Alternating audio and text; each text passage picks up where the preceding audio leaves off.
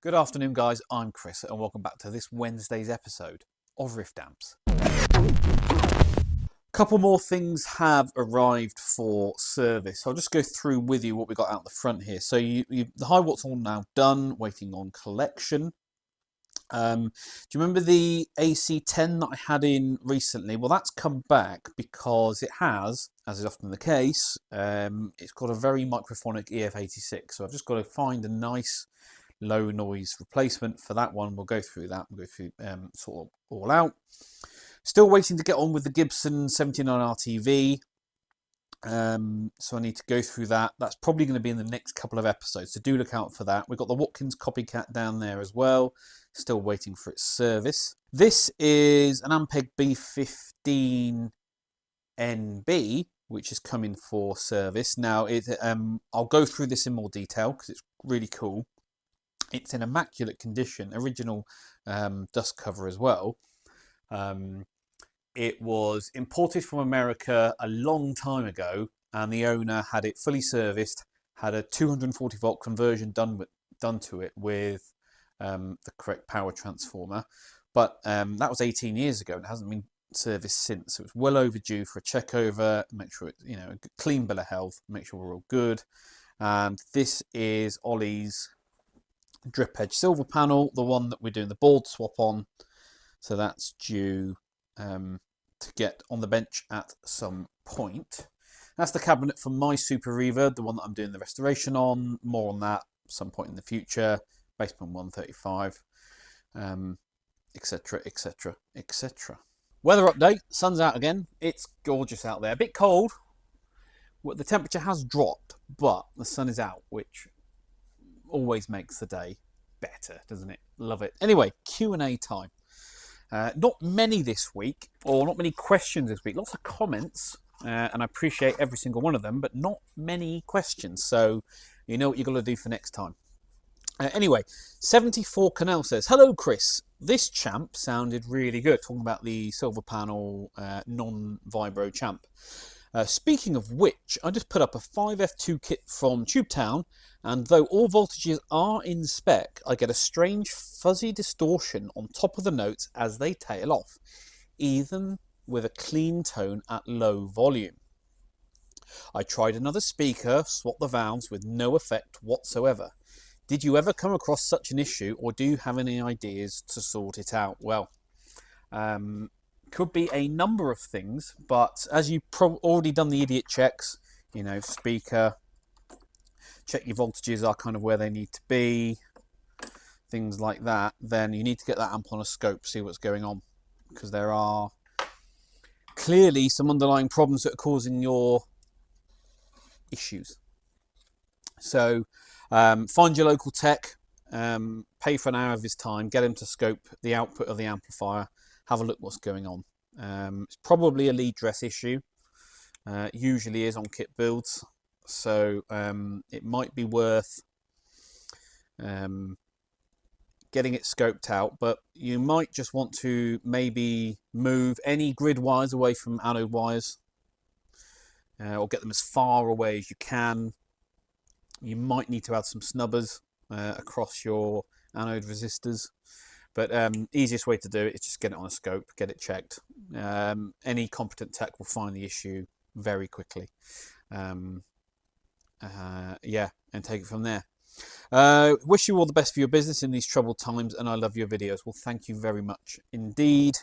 Have to admit, when the sun is out, I do have a more of a positive outlook on the state of this industry. So yeah. But anyway, get your amps checked, get it sorted. Like I said, and paying a tech an hour of his time, it'll be worth the investment, and you'll be able to then sign that amplifier off and give it a good bill of health. Got an Electro Harmonics Holy Grail reverb on the bench. It is Ollie's. He said it stopped working and hasn't touched it for a long time. So I wanted to see if I could just get it working. Now, it does turn on, as you can see, and it does work. However, it doesn't work all the time, in that when it's working, it's fine. You switch the effect off, it switches off.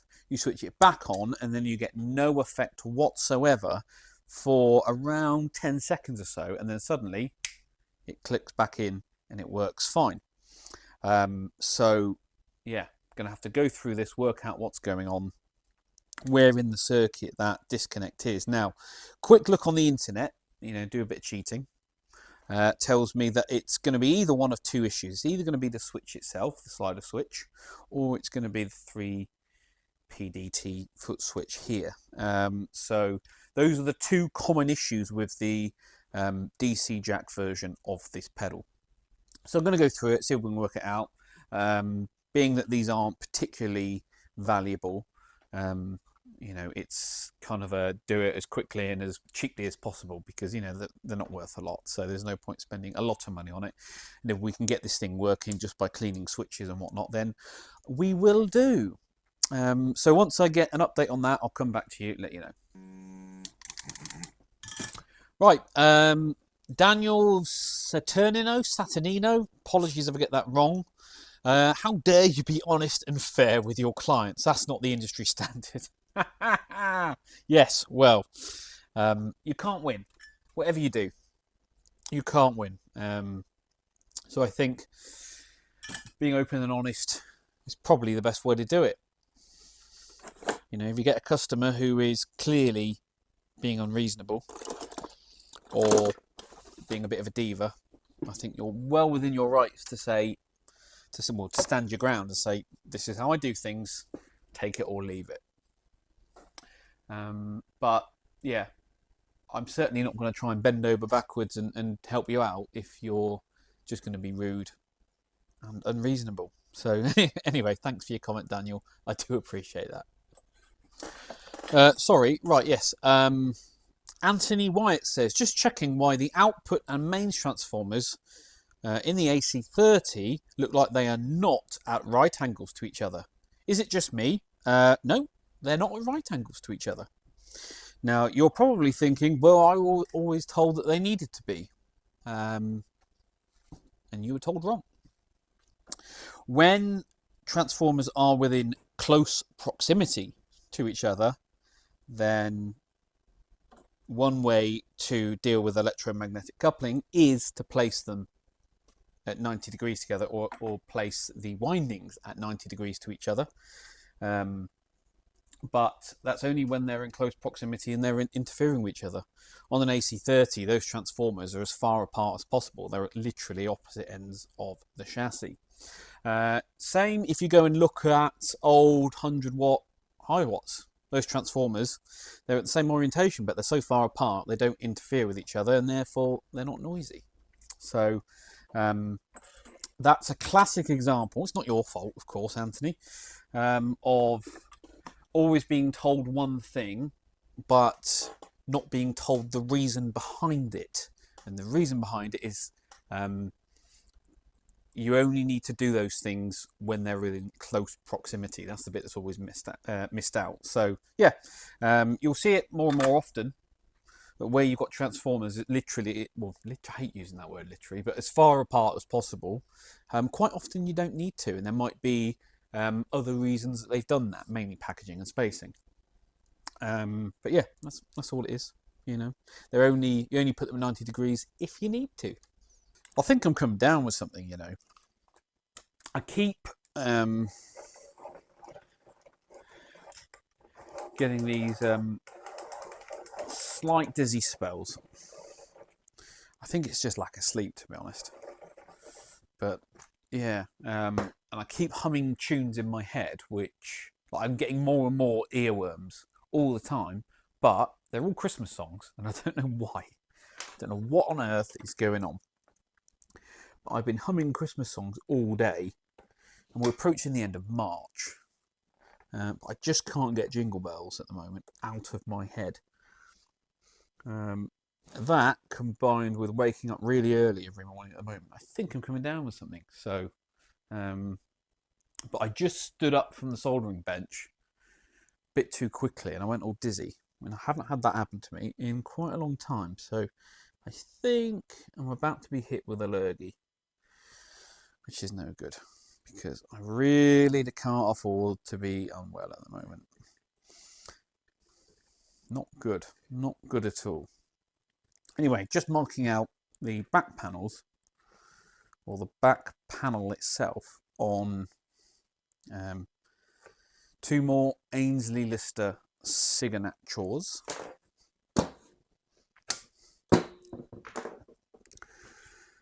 I'm going to be building these for forever and a day, to the end of time. They are so popular. I've got so many on order. It's just non-stop. Always got some on the go. Love it. So, and I do also, because I know we talked about this, God, probably end of December now. I need to crack on with doing some new designs and new models. So I've got too much to do, not enough time, but we're getting there. We are getting there. Anyway, so these are done. The other one I need is 87 mil, if I wrote this off of my head. 86, 87 plus the thickness of the pencil. Should put us here.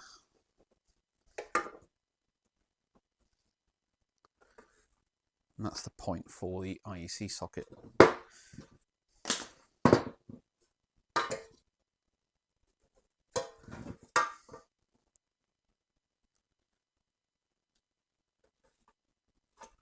There we go. Now, what was it?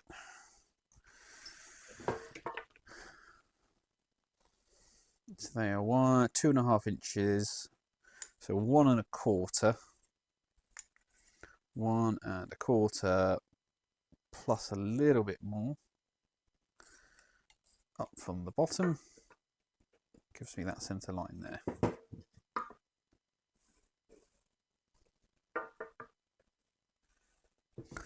There we go. Right, get those drilled out. S.J. Greaves, welcome back, says, I have an old Fender combo that has been in some very grubby rehearsal spaces. Yeah, I know those ones. And I needed to clean it. I had tried baby wipes, but they weren't getting into the grain of the Tolex. So I tried car vinyl cleaner and a softest vegetable brush, which worked really well. It was super filthy though, yeah.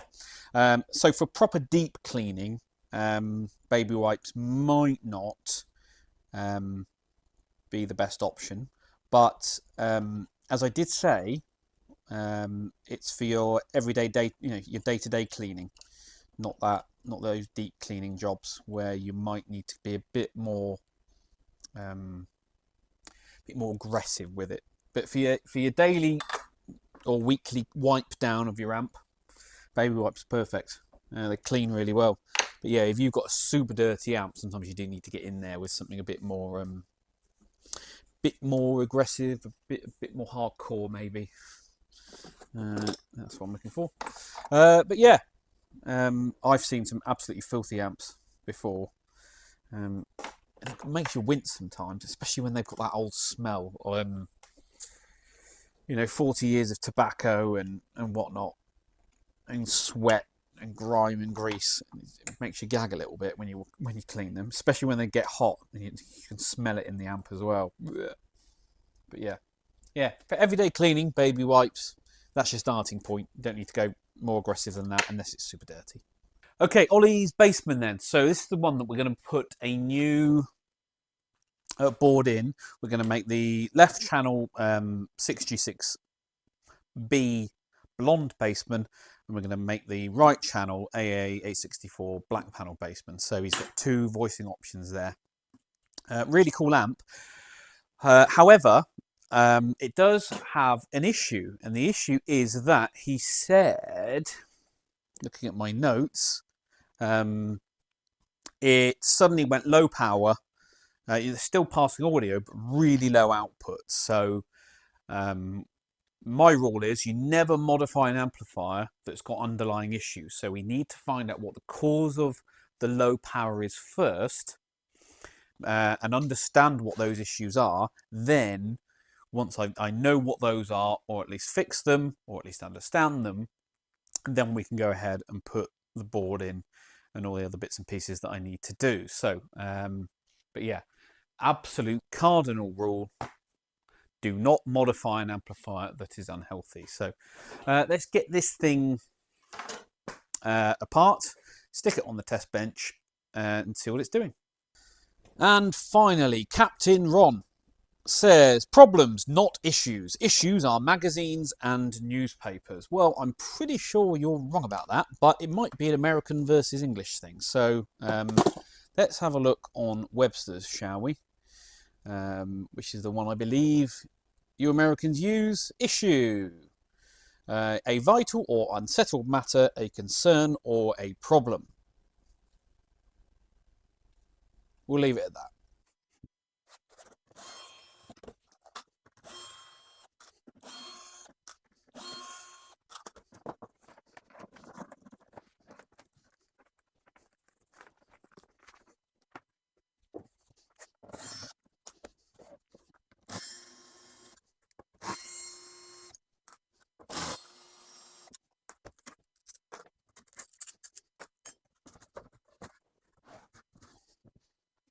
Okay, on the bench. So into channel 2 at the moment, and I've got the standard setup going on, 150 millivolt sine wave, RMS, 1 kilohertz, going to the front end of the amp. We've got connected to a 4 ohm load, and I'm scoping the output, and the maximum I'm getting is 7.5 volts into 4 ohms. It puts us at 14 watts. So yeah, it is down on power. However, if I just move across to, sorry you can't see this, channel 1, we do get more output. We get 12 volts output that puts us, at about 36 watts. So that channel appears to be healthy. So we haven't got an issue in the output stage. We've got an issue with that particular channel, I would say. All I'm going to do is just some very, very basic DC voltage checks throughout the amplifier. Nothing too crazy. No signal going into the amplifier.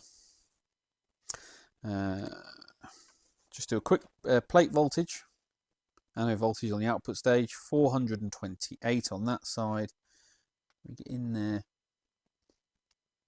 428 on that one. Screen voltage, 428. 428. Bias voltage on pin 5. Negative 43.5 on that one. On this side, negative 43.4. Close enough. Phase inverter plates, 245.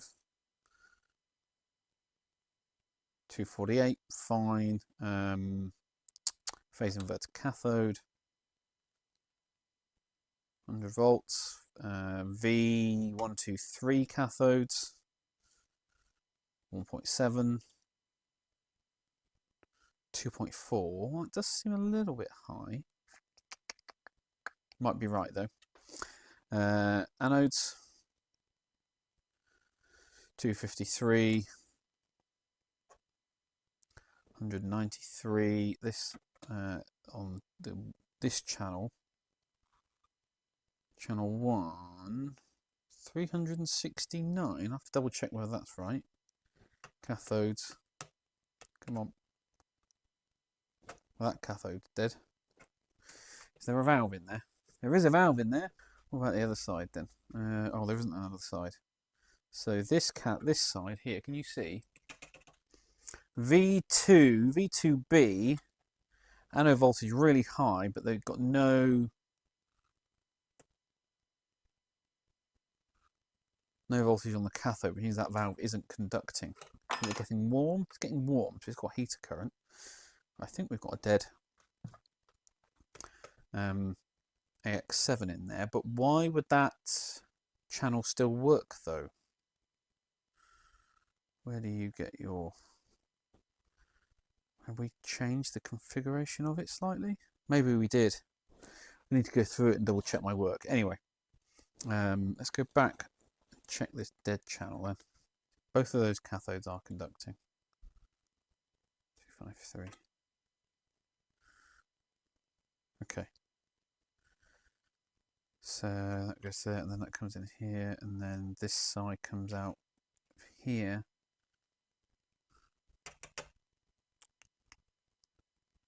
Oh, that's right. It's got the, because this is the hybrid. Yeah, that all makes sense. Okay. Fine. Okay. So I've got no concerns really. Any issue that is there is going to be related to the board or of our itself. It's not going to be something in the output stage, which I'm not touching anyway. So no problem. Okay, fine. I know what I'm doing now. So I'm going to turn the amp off. Yep. And that's going to mount. It's going to sit in there like that. Everything seems to line up. So yeah, we're good on that front. Right, so I need to get everything stripped down. This channel is going to get new pots as well, because it's going to be a blonde channel. I need to drill some holes in this board for the wire throughs and things like that. Need to do my board mounts. Now, I just realised there's one there. This has one in the middle, which I don't need to use because this is FR4. And the other one though is there, so I might just need to move some components around, maybe replace those, create the space I need. Okay, no problem. Right, let's get stripping. Good news, I've got a new cabinet supplier finally coming online. So, bit of backstory, cabinet supply in the UK is almost non-existent now. There are a couple of firms who do it. Most of them have let me down in the past. And it's been getting worse and worse and worse because a lot of them have gone out of business since in the last 5-6 years. So getting a good quality consistent cabinet supply built to the standard that I need, I've talked about this on the channel before, is very difficult. Anyway, I found somebody who isn't going to take all my money up front and not deliver. You know who you are. Then yeah, it's going to sort a lot of the issues out. Problems, issues, Captain Ron, that we have, that the whole industry has, I think, because I don't know how much longer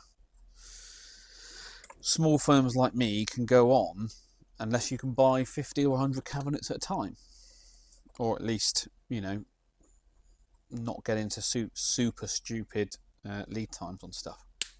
Why? So yeah, anyway, good news. I've got somebody coming online.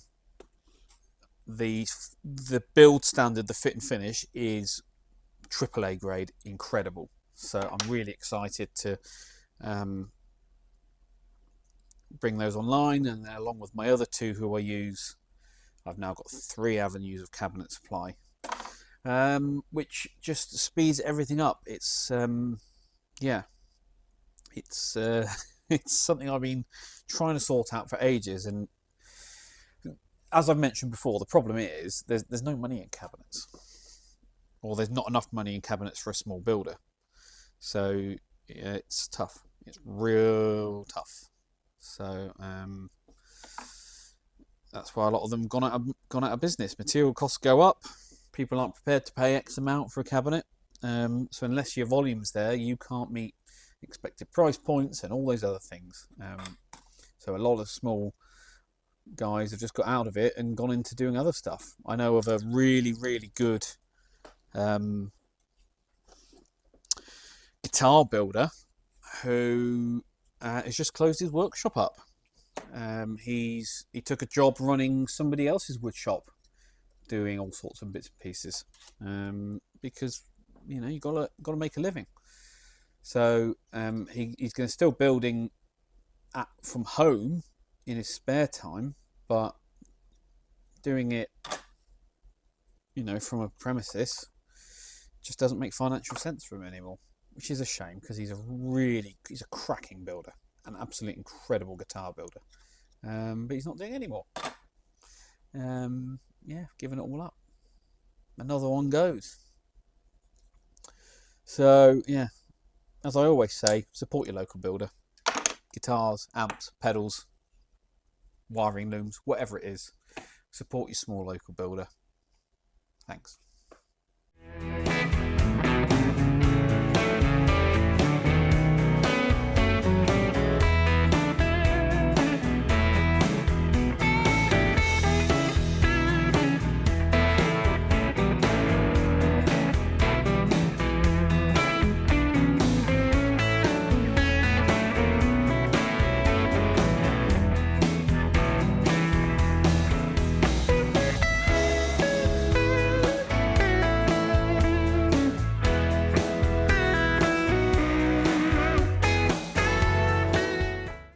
Forgot to say, I found why V2B wasn't conducting. Well, the valve's dead. It has gone to air. So another 87 bites the dust. Now, quite often you can see, you'll see the crack. Yeah, there's a crack in the base.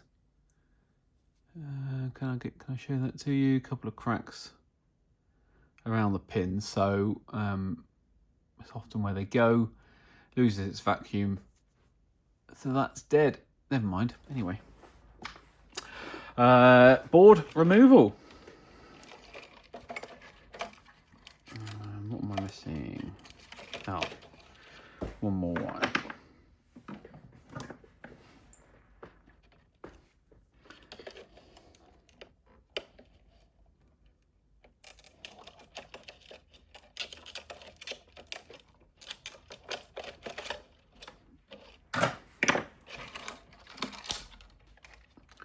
And out she comes.